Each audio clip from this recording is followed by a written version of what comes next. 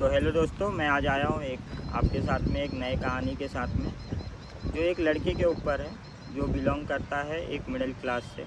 Middle class के लड़के की कहानी कुछ ऐसी होती है कि वो अपनी शुरुआत किसी छोटे से स्कूल से करते हुए आगे कॉलेज की पढ़ाई और अपने माँ बाप के सपनों के साथ अपना भी एक सपना लेकर के जो आगे बढ़ता है। उस बीच उसको बहुत सारी कठिनाइयाँ आती हैं, फाइनेंशियल इशू भी आते हैं, बहुत सारी चीज़ें वो अपने आप से करना चाहता है लेकिन हो नहीं पाता है। लेकिन तो भी वह करने के लिए बहुत ही मेहनत करता है और मेहनत करने के साथ साथ वो अपने परिवार वालों को भी देखकर आगे बढ़ता है।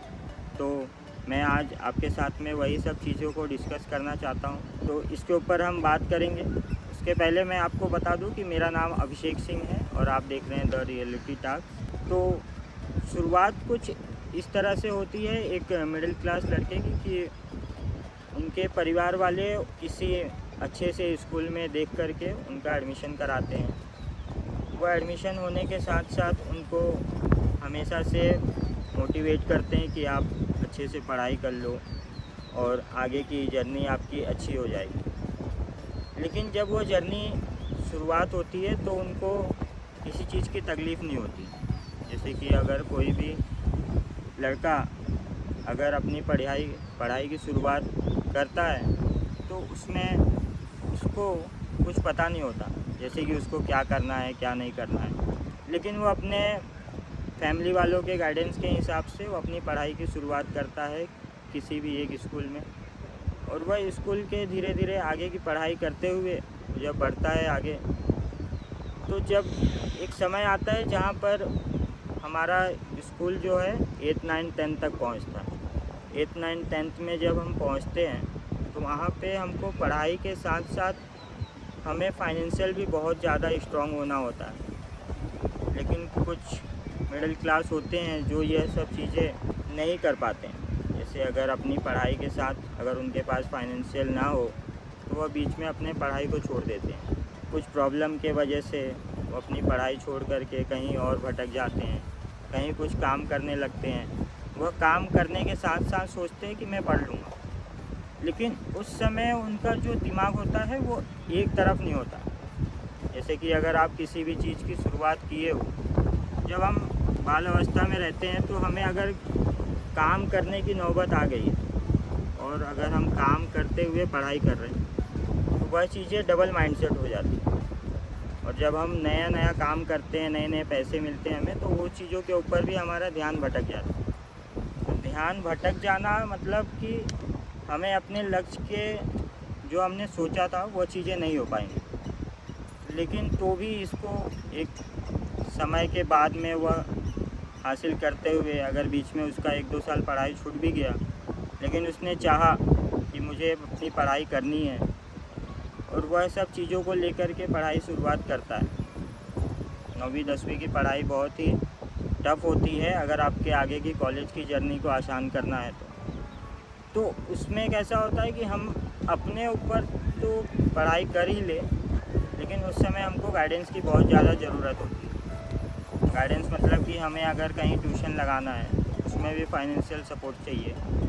अगर हमें अच्छे से अपनी मेडिकल लाइफ या फिर इंजीनियरिंग की पढ़ाई करनी है तो वो सब चीज़ों में भी हमें फाइनेंशियल बहुत स्ट्रॉन्ग होना पड़ता है। लेकिन मिडिल क्लास जो होता है वो अपना मेंटली तो स्ट्रॉन्ग होता है, लेकिन उनके पास फाइनेंशियल प्रॉब्लम की वजह से वह ये सब चीज़ों को झेलते हैं। तो हमें इस रूप में कब क्या करना चाहिए, वह आज बहुत सारे बच्चे अपनी पढ़ाई छोड़ देते हैं इन्हीं सब चीज़ों के वजह से। लेकिन हमें वह सब चीज़ें अपने फैमिली में रहते हुए देखना चाहिए। जैसे कि अगर आप सोचें कि मैं अगर पढ़ाई छोड़ के अभी से कमाना शुरुआत कर दूं और मैं अपने फैमिली को सपोर्ट करने लगूं, तो उससे हमारी फैमिली को तो सपोर्ट कर लेंगे आज हम, लेकिन हमारा कल वह जो है अच्छा नहीं होगा। अच्छा नहीं होगा मतलब कि आप लोगों को पता है कि जो जिस हिसाब से पढ़ाई करता है उस हिसाब से ही उसको फल मिलता है। ज़िंदगी में जो पढ़ाई का योगदान है वो बहुत ही ज़्यादा है।